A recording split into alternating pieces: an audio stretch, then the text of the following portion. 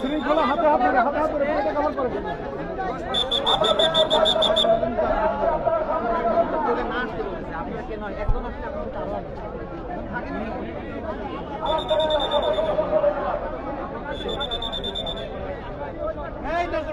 তোমার ওখানে দেখা উচিত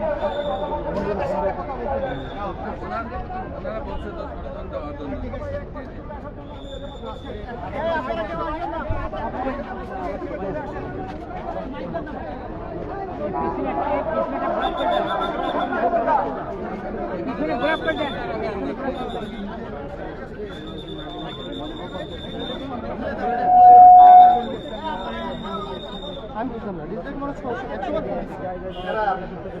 আসসালামু আলাইকুম ওয়া রাহমাতুল্লাহ। সম্মানিত বন্ধুগণ, আমরা সবাই জানি যে আজকে বিকেল 4টার দিকে একটা হৃদয় বিদারক ঘটনা এখানে ঘটে। আমরা জাস্ট মানবিক সহানুভূতি এখানে এসেছি। আমরা আসলে এখানে সেলিব্রেট করতে আসি। মেহরবানি করে এলাকার সাধারণ মানুষ এবং আমার সহকর্মীদেরকে আমি অনুরোধ করব, কেউ আমাদের সাথে সামনে মুখ করার চেষ্টা করবেন না। আমরা একটু আসি, একটু দেখে যাই, একটু সহানুভূতি জানা যায় এবং আমাদের কিছু করণীয় আছে কিনা সেটা বোঝার জন্য মূলত যাচ্ছি। আমরা এটুকু সহযোগিতা আপনাদের কাছে চাই। আশা করি কেউ আপনারা এখান থেকে নড়বেন না, যে যেখানে আছেন সেখানেই থাকবেন। আপনাদের সকলের প্রতি আমাদের শুভেচ্ছা এবং আন্তরিক ধন্যবাদ থাকবে। আসসালামু আলাইকুম ওয়া রাহমাতুল্লাহ।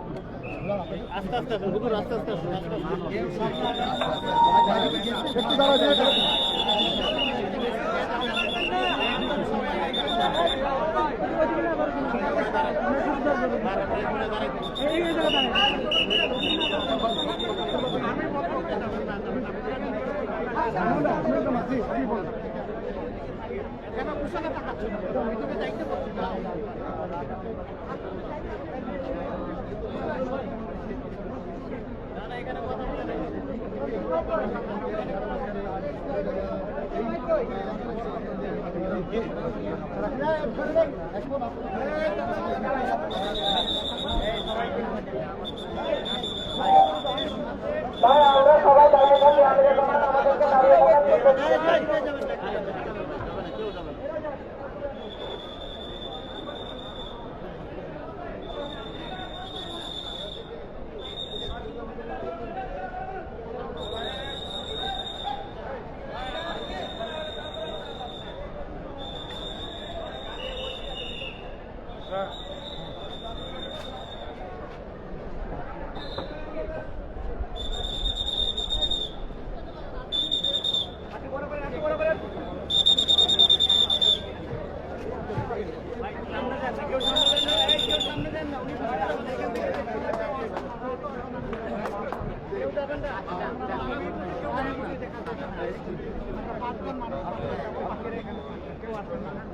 যারা যাবে তারা জানে কারা যাবে, যারা জানেন না কেউ এখান থেকে আসবে। ঠিক আছে,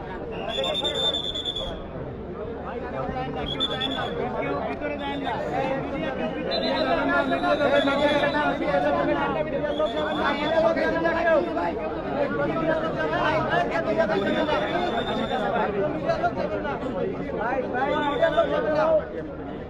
যায় এদিক যাবে।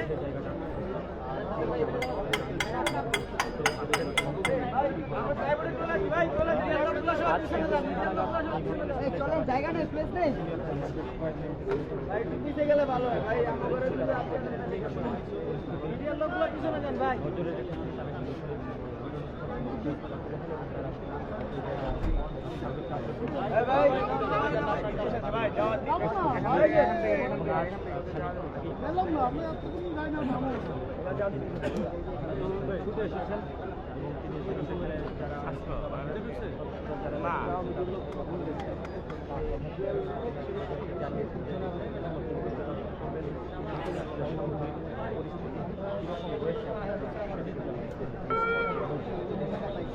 কিনে করলে আমরা আশা সত্য দিতে পারবো।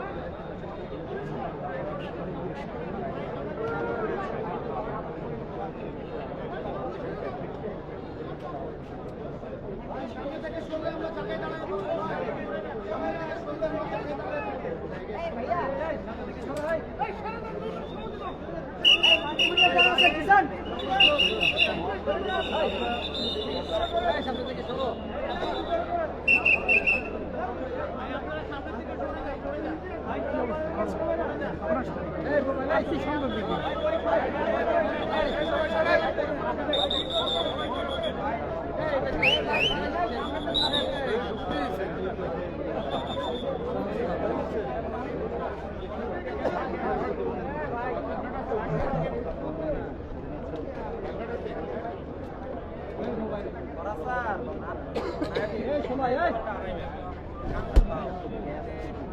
দেখেন না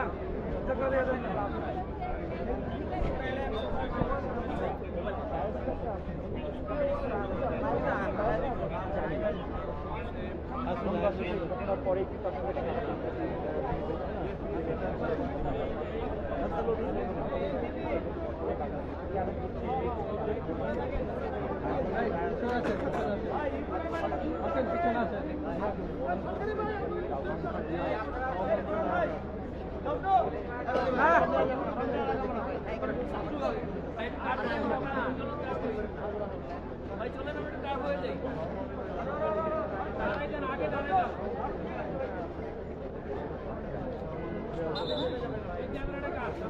ঠিক আছে কালকে সকাল সাড়ে 5টার দিকে ফোন দিয়ে কটার দিকে আসতে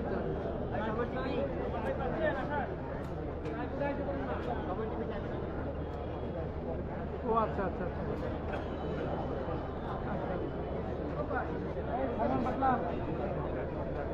আচ্ছা ঠিক আছে আমাকে তাহলে ফোন দিন 10টার দিকে এটা তো আপনার নাম্বার না আচ্ছা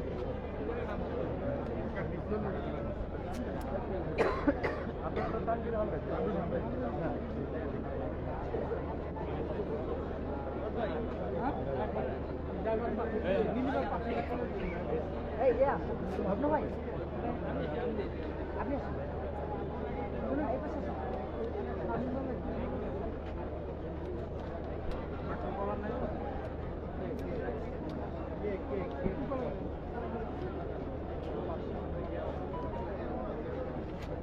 ভাই আরো চাপে রাখতে ভাই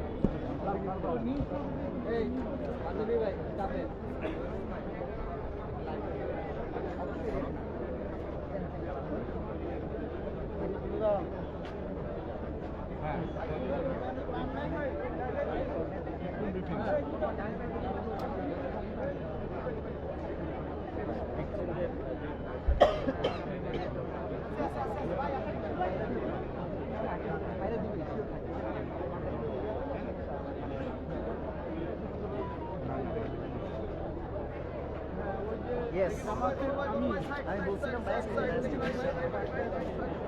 ভাই বিলাল এই ফায়ার সার্ভিসের তো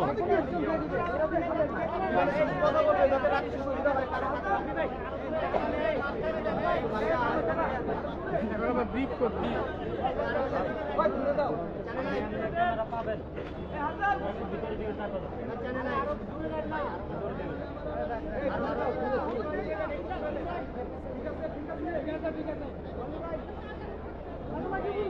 মাইক্রোফোন করে ভাই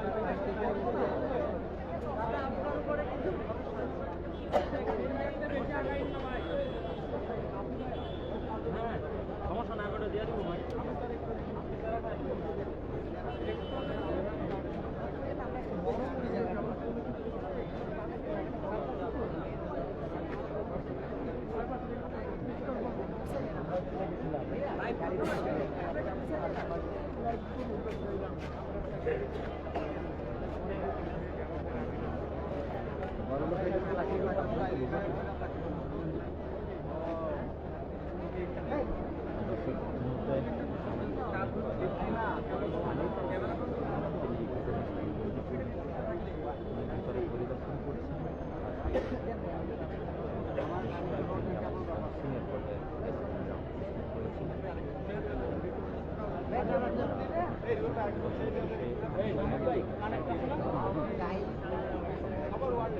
ভাই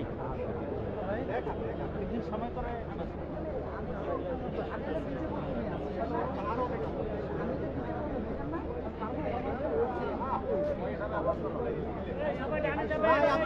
বড় করে দেন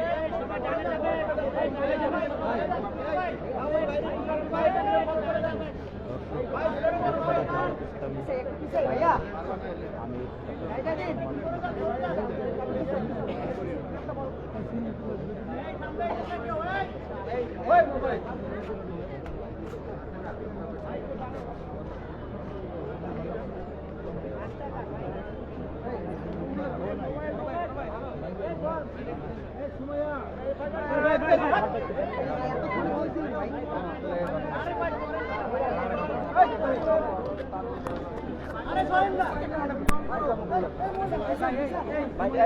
সামনে থেকেও দাঁড়ায় না, সামনে থেকে পিছনে যাবেন।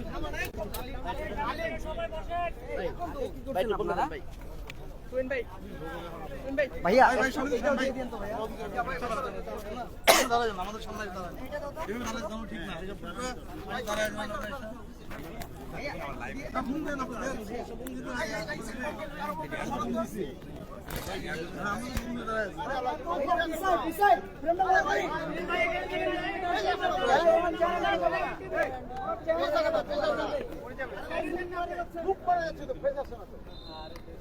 আমি লুকায় গেছিলাম, এই জন্য একটু বাইরে হইলাম।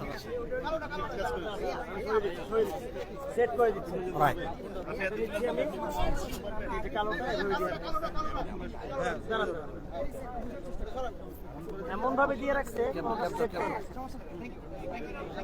আচ্ছা, এটা আমার হাতেই নিয়ে নেই, অসুবিধা নেই। আল্লাহ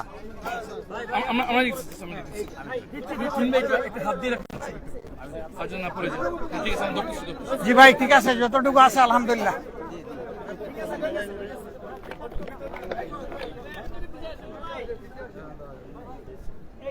আসসালামু আলাইকুম ওয়া রাহমাতুল্লাহ। সম্মানিত সাংবাদিক বন্ধুগণ, আমরা সবাই জানি আজকে দুপুর 12টার দিকে এখানে একটি কেমিক্যালের গুদামে অগ্নুৎপাতের সূচনা হয়। তখন এটা আগুনও জ্বলে উঠে বিস্ফোরিত হয়, আবার ঘন ধোঁয়ায় আশপাশ আচ্ছন্ন হয়ে যায়। গুদামের ঠিক উল্টা দিকে একটা ছোট্ট গার্মেন্টস কারখানা ছিল। সেখানে কর্মরত শ্রমিক ঠিক কতজন এই সময় ছিলেন, এইটার সঠিক হিসাব সম্ভবত এখনো পাওয়া যায়নি। কিন্তু এই অগ্নিকাণ্ডের কারণে ধূমায়িত হয়ে শ্বাসরুদ্ধ হয়ে আমরা ধারণা করছি এ কারণেই 16 জন মানুষ দুনিয়া থেকে বিদায় নিয়েছেন। ইন্না লিল্লাহি ওয়া ইন্না ইলাইহি রাজিউন। মহান আল্লাহ তাআলার দরবারে দোয়া করি, আল্লাহ তাআলা তাদের সকলকে ক্ষমা করুন, তাদের উপর রহম করুন এবং পরিণতিতে আল্লাহ তাআলা তাদেরকে জান্নাত নসিব করুন। যারা ঈমান নিয়ে বিদায় নিয়েছে, আল্লাহ তাআলা যেহেতু দুর্ঘটনা কবলিত হয়ে তারা বিদায় নিয়েছে, আল্লাহ তাআলা তাদেরকে শহীদের মর্যাদাও দান করুন। এ মানুষগুলা গরিব মানুষ, পেটের দাগিতে ছোট্ট এই কারখানায় কাজ করত শ্রমিক হিসাবে। নিশ্চয়ই তাদের পরিবার অসচ্ছল। একদিকে পরিবারের অসচ্ছলতা, আরেকদিকে এই সময়টাই তাদের বুক থেকে তাদের প্রিয়জন চলে যাওয়া। যাদের চলে গেছে ব্যথাটা তারা যতটা অনুভব করতে পারবে, আমরা হাজার চেষ্টা করলে অতটা অনুভব করতে পারবো না। তারপরে আমরা তাদের ব্যথার সাথে একমত, সমবেদনা প্রকাশ করছি। আল্লাহ তাআলার দরবারে দোয়া করি, আল্লাহ তাদেরকে উত্তম ধৈর্য ধারণ করার তৌফিক দান করুন এবং যে ক্ষতিটা তাদের সংসারে পরিবারে হয়ে গেল, আল্লাহ রাব্বুল আলামিন নিজে অভিভাবক হয়ে তাদের এই ক্ষতিটা পুষিয়ে দিন। আমরা যারা আছি আমাদেরও কিছু মানবিক দায়িত্ববোধ থাকে। সরকারের কাছে আমাদের অনুরোধ থাকবে, এই ঘটনার আদ্যপান্ত যথাযথ তদন্ত করে যদি এর পিছনে কারো গাফিলতি অথবা কারো কোনো দুর্বলতা থেকে থাকে, বিষয়টা চিহ্নিত করে উপযুক্ত ব্যবস্থা যেন আইনিভাবেই নেওয়া হয়। আবার সরকারের কাছে এও দাবি জানাবো, এরা যেহেতু অত্যন্ত স্বল্প আয়ের মানুষ, গরিব মানুষ, পেটের তাগিদেই এখানে এসেছিলেন নুন আনতে, যাদের পান্তা ফুরায়, তাদের পরিবারের দিকে মানবিক দৃষ্টিকোণ থেকে যেন তাকানো হয় এবং তাদেরকে যথাসম্ভব সরকারি তহবিল থেকে আর্থিক পর্যাপ্ত অনুদান প্রদান করা হয়। আমরা একটা সংগঠন হিসাবে মানবিকতা আমাদের অন্যতম অগ্রাধিকার। আমরা এই ধরনের ক্ষেত্রে চেষ্টা করি যত দ্রুত সম্ভব ক্ষতিগ্রস্ত পরিবারের পাশে দাঁড়ানো। ইনশাল্লাহ এই ক্ষেত্রে আল্লাহর মেহেরবানি তার ব্যতিক্রম হবে না। আমরা খুব দ্রুতই তাদের পাশে দাঁড়াবো। আপাতত পরিবারগুলোকে যারা নিহত হয়েছেন তাদের মাথা পিছু আমরা ইনশাল্লাহ 1 লক্ষ টাকা করে তাদের পরিবারে পৌঁছে দেব।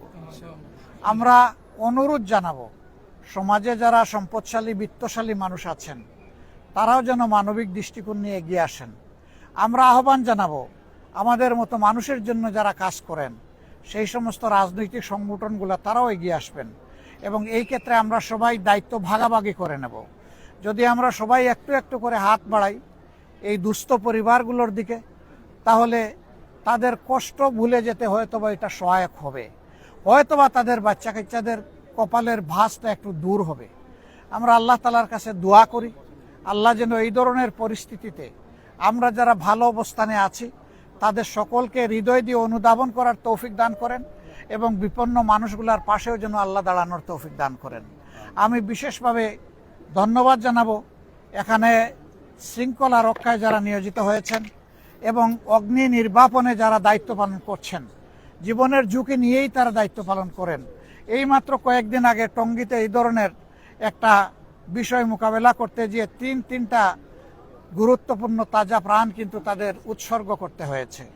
তারা আসলেই মানবতার জন্য কাজ করেন, বিশেষ করে ফায়ার ফাইটার্স যারা। আমরা তাদের জন্য দোয়া করি আল্লাহ তাআলা যেন তাদেরকে হেফাজতের ব্যবস্থা করেন, তাদের কাজও যেন আল্লাহ সহজ করে দেন এবং তাদের মাধ্যমে যেন ক্ষতিগ্রস্ত বিপন্ন মানবতা উপকৃত হয়। বাকি যারা আইন শৃঙ্খলা রক্ষাকারী বাহিনী, সেনাবাহিনীর সম্মানিত সদস্যবৃন্দ সহ যারা আছেন তাদের সকলের প্রতি আমরা একইভাবে কৃতজ্ঞতা জানাচ্ছি। আমরা এটা অনুরোধ করব যে পুরা বিষয়টা কন্ট্রোলে না আসা পর্যন্ত আশপাশে যে জায়গাটাকে সরকারের এই বাহিনীগুলা ঝুঁকিপূর্ণ মনে করবে সেই জায়গায় মানব চলাচল যেন বন্ধ থাকে। প্রয়োজনে আমরা 1 সপ্তাহ, 3 দিন, 5 দিন ব্যবসা বাণিজ্য বন্ধ রাখবো, কিন্তু জীবনের অতিরিক্ত ঝুঁকি আমরা নিতে যাব না। জীবন অনেক মূল্যবান, ক্ষতিগ্রস্ত হয়ে গেলে এটা ফেরত পাওয়া যাবে না। সম্পদ ধ্বংস হলে সম্পদ গড়া যাবে, কিন্তু জীবন গড়ার কোনো ব্যাপার নয়, চলে গেলে চলেই গেল। এই জন্য পর্যাপ্ত সতর্কতা এবং যথার্থ কর্মপন্থার মাধ্যমে আমাদের এই পরিস্থিতি উন্নয়ন হোক এবং এর সমাধান হোক, সেই দুয়াই আমরা করি, সেই কামনাই আমরা করি। সবাইকে ধন্যবাদ। আসসালামু আলাইকুম ওয়া রাহমাতুল্লাহ। এই ধরনের প্রতিষ্ঠান যখন আগুন লাগে দুর্ঘটনা হয় তখন আমরা দেখি যে এগুলোর কোনো লাইসেন্স নেই, অর্থাৎ নানা ধরনের ত্রুটি থাকে। আপনারা এবং এগুলোর সাথে বেশিরভাগই যারা রাজনীতি করে তারাই আসলে এই ব্যবসা বাণিজ্যের সাথে জড়িত, ক্ষমতার অপব্যবহারে। একেবারেই ভাইটাল একটা কোয়েশ্চন। উনি বলেছেন যে এই ধরনের দুর্ঘটনা ঘটার পরে যখন তদন্ত হয়, খোঁজখবর নেওয়া হয়, দুইভাবে হয়। একটা হলো যারা ইনভেস্টিগেটিভ জার্নালিজম করেন তারা কিছু খোঁজ নেন, আবার সরকার কিছু প্রব কমিটি করে এর মাধ্যমে কিছু খোঁজ নেওয়া হয়। তখন দেখা যায় যে এই ধরনের বেশ কিছু ক্ষেত্রে কোনো ফিটনেস থাকে না, কোনো লাইসেন্স থাকে না, তাদের পর্যাপ্ত লিগ্যাল কাভারেজ থাকে না এবং সেফটি মেজার থাকে না। না থাকার কারণে মানুষের জীবন বিপন্ন হয়। এই সমস্ত ক্ষেত্রে জাতি হিসেবে আমাদের করণীয় কি? আমরা দায়িত্বহীন কণ্ঠে বলি, ভাই, সমাজের সর্বঙ্গে ব্যথা, আপনি মলম লাগাবেন কোথা? সব জায়গায় তো সমস্যা। এইগুলা নিয়ন্ত্রণ করার জন্য, দেখার জন্য এই দেশে যথারীতি প্রতিষ্ঠান রয়েছে, সরকারি প্রতিষ্ঠান। তারা সেখান থেকে বেতন ভাতা পেয়ে থাকেন, তাদের অন্যান্য ফ্যাসিলিটি দেওয়া হয়ে থাকে, কিন্তু অদৃশ্য কারণে এই বিষয়গুলা বছরের পর বছর থেকেই যাচ্ছে আর নিরীহ মানুষ এইভাবে জীবন দিয়েই যাচ্ছে। এই জন্যই আমাদের অন্য চালিয়ে যাব ইনশাআল্লাহ। কারো মুখের দিকে আমরা তাকাবো না। আল্লাহ যদি আমাদেরকে সেই সুযোগটা আমাদের হাতে এনে দেন, তাহলে একটা নিরপরাধ সমাজ গঠনের জন্য, দুর্নীতিমুক্ত সমাজ গঠনের জন্য আমাদের সর্বাধিক অগ্রাধিকার থাকবে। সেই ক্ষেত্রে সম্মানিত সংবাদকর্মী যারা, যাদেরকে জাতির বিবেক বলা হয়, সংবাদ মাধ্যম যাকে বলা হয় জাতির আয়না বা দর্পণ, আমরা আপনাদেরকে একান্তভাবে পাশে চাই এই লড়াইয়ে। কারণ দেশটা আমাদের সবার। সুন্দর হলে, ভালো হলে উপহার সবাই পাবো। আর যদি অসুন্দর হয় এবং কোনো ক্ষতি হয় তাহলে তার দুঃখ বেদনা আমাদের সকলের উপরেই বর্তাবে। এর পাশাপাশি আমরা দেশবাসীকেও এই লড়াইয়ের সাথে এবং পাশে চাই। আল্লাহ আমাদের সহায় হন। আসসালামু আলাইকুম ওয়া রাহমাতুল্লাহ। আর এখন কোনো প্রশ্নের জবাব দিচ্ছি না। সবাইকে ধন্যবাদ।